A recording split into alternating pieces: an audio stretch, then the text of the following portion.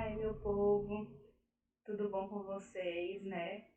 Então, hoje nós vamos continuar as nossas aulas e vamos continuar falando sobre aquele assunto que nós estudamos, né? Placas tectônicas, como vocês podem ver aí na tela. Certo? Então, hoje nós vamos falar dos movimentos das placas tectônicas. Vocês lembram que podem ser dois, que são a aproximação, afastamento. Ou ainda, elas podem escorrer uma por cima da outra. Não foi? A gente falou isso aula passada, semana passada. Porém, hoje eu vou falar o que esses movimentos podem causar na superfície da Terra, certo? Então, bora lá. Como a gente falou, o nosso planeta, ele possui várias placas tectônicas, como vocês podem ver nessa imagem do mapa. E vocês podem ver aqui, ó, que temos umas setinhas, estão vendo? Onde eu estou apontando com o mouse, ó. O que quer dizer essas setinhas? O que quer dizer isso? É justamente esse movimento que pode acontecer de aproximação e de afastamento. Ou seja, são áreas, como vocês podem ver na legenda do mapa, aqui, ó, são áreas de choque ou áreas de separação dessas placas. O que é choque? Elas se juntarem, elas baterem, certo? E de separação, justamente, elas se afastarem. Tá certo? Entendido até aqui, não é isso? Bora lá. Então, o primeiro passo que a gente vai ver... Deixa eu só pegar esse aqui para pegar uma canetinha para ficar mais fácil. Então, o primeiro passo que a gente vai ver é justamente as cadeias de montanhas, né? Que também são formadas a partir do choque entre as placas. Ou seja, como é que se forma uma montanha? A partir do choque entre uma placa e a outra, né? Uma montanha muito famosa que a gente tem, que é um das maiores cadeias de montanhas que existem no nosso mundo, se chama Cordilheira dos Andes. E ela fica em na região sul da América, né? Fica próximo ao Brasil. Não é no Brasil, é próximo, certo? E como é que isso aconteceu? Como é que ela surgiu? Justamente, a gente olha nessa imagem aqui, ó, que eu coloquei, vocês estão vendo aqui, ó, placa tectônica, vou dizer aqui, ó, 1, certo? E aqui nós temos uma outra placa, que seria a placa tectônica 2. A placa tectônica 1 se chocou com a placa tectônica 2, ou seja, elas bateram, certo? A placa tectônica 1, se você... Oh, meu Deus, sumiu o negócio, achei. Se a placa tectônica 1, se vocês observarem, ela foi para baixo, ó, certo? Enquanto a placa tectônica 2, ó, ela subiu. Como ela subiu, esse processo de subir fez com que a crosta terrestre, né, a parte mais de cima da crosta, que é justamente onde nós estamos, ela formassem essas montanhas, ou seja, essas projeções, certo? E é isso. A placa 1, placa 2, placa 1 bate na 2, se choca na 2, a 2 sobe. E isso faz o surgimento das montanhas. Foi assim que surgiu a Cordilheira dos Andes, certo?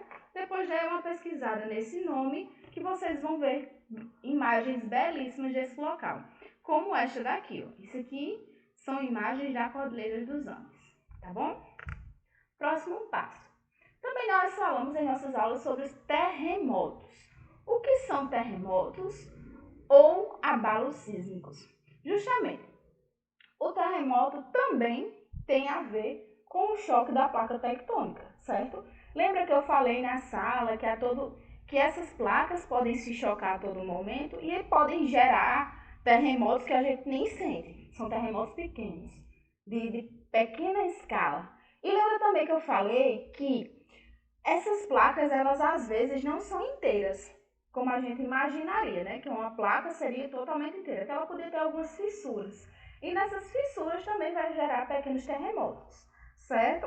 Então, bora lá. Terremotos nem sempre são percebidos por nós, mas quando são, provocam uma destruição muito grande. Porque quando eles são sentidos, eles já estão numa escala, o abalo sísmico é muito alto. E isso provoca uma destruição nas nossas casas, enfim, no nosso ambiente, digamos assim, não é isso? O terremoto ocorre naturalmente em áreas de encontro entre as duas placas. onde uma pode ficar presa à outra e a força para que ela se solte é tão grande que gera as ondas sísmicas. Imaginem que tô na sala, pego uma corda, faço uma brincadeira de puxar a corda, certo? Fica um grupo de um lado e um grupo de outro, tentando puxar a corda. Um grupo vai, puxa essa corda com muita força, muita força, muita força, e do nada o outro grupo solta. O que vai acontecer? Essa corda vai vir com uma força enorme para o grupo que estava puxando, não vai? E é exatamente isso que acontece. As placas elas vão ficar presas uma à outra, como se os dois grupos estivessem puxando a corda, certo? E o que é que vai acontecer? Em um determinado momento, essa força é tão grande, mas tão grande, que isso aqui se solta.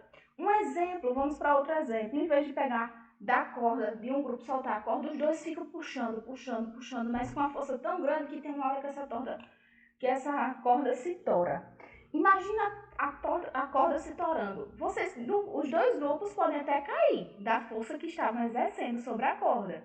É a mesma coisa do terremoto. As duas placas estão lá, ó, botando muita força para que isso se solte. E do nada se solta. Pá!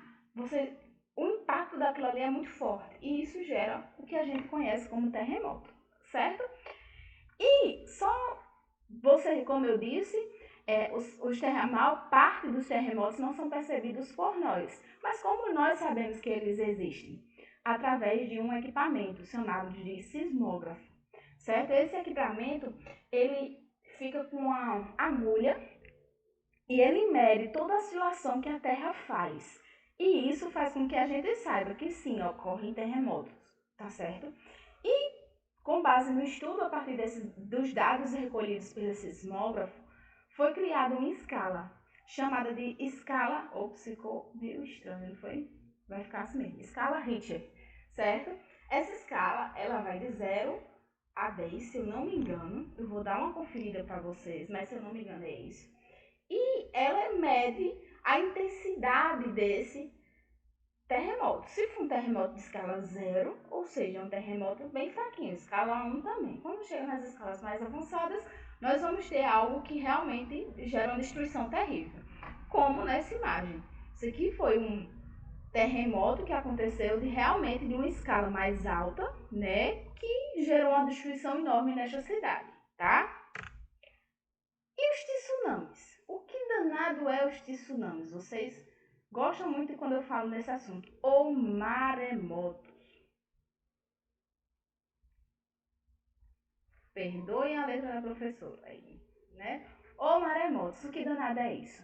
Quando as ondas sísmicas ocorrem sobre o oceano. Ou seja, um terremoto no oceano. Como vocês podem ver nessa imagem aqui, ó. Eu tenho uma placa, tenho outra placa. Essas placas se chocaram, ficaram presas umas a outras, certo?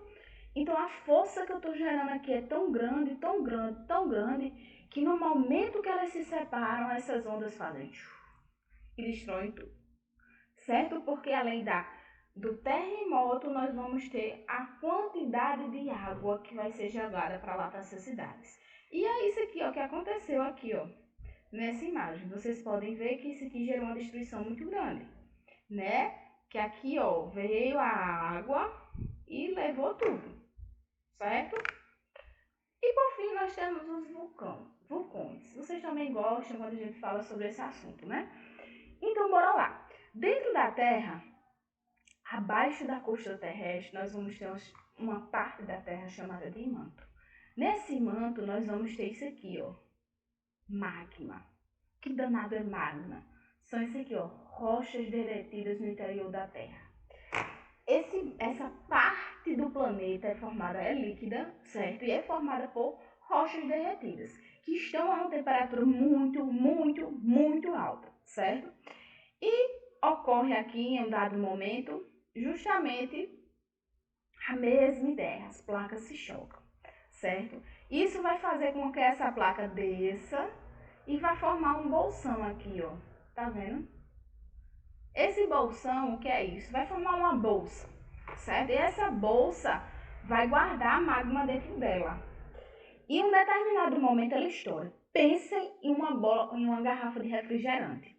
Se a gente pegar essa garrafa de refrigerante fechada, bem lacradinha, a gente chacoalha, chacoalha, chacoalha, chacoalha, chacoalha, chacoalha. Em um determinado momento abre. O que é que acontece com aquele refrigerante? Ele vai... Por quê? Porque tem muita força guardada ali dentro e ela precisa ser colocada para fora. Tem muitos gases guardados ali dentro. É a mesma ideia do vulcão. Vai ficar aqui dentro, muita coisa guardada, muitos gases, muito líquido, muita coisa aqui dentro, certo? E em um determinado momento, isso aqui é tão forte que é expelido. E faz justamente que esse vulcão entre em erupção. E o que é essa erupção? Né? Ele coloca gases e vapor de água para fora, através das falhas da crosta terrestre, que é justamente essa situação aqui, que é como se fosse uma montanha, certo? Isso aqui são lavas, certo? Que quando são expelidas. Isso aqui são rochas ou rochas derretidas, certo?